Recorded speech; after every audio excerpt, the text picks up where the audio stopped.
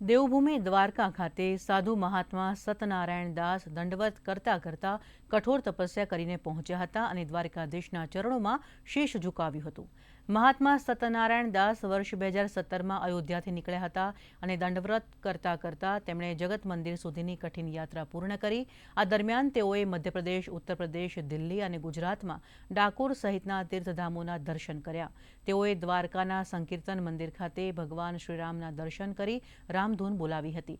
સતનારાયણ દાસજીએ જણાવ્યું કે તેમની દંડવત યાત્રાનો હેતુ ગૌરક્ષા અને વિશ્વ કલ્યાણનો છે. તેઓ રોજનું 3 થી 4નું અંતર દંડવત યાત્રા કરી પસાર કરે છે.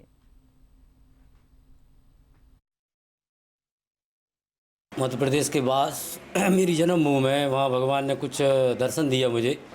वहाँ से मंदिर से, राम जानकी के मंदिर से, माता जी की से मथुरा, वृंदावन, गोकुल, नंदगांव, बरसाना, तो फिर जो है काशी, अयोध्या, प्रयागराज, चित्रकूट, नैमिषारण्य जो उत्तर प्रदेश में जो ये तीर्थ हैं, फिर ओमकारेश्वर, उज्जैन, डाकोर, फिर ये यहाँ तक द्वारका। इसमें 5 ज्योतिर्लिंग यहाँ तक हो चुके हैं।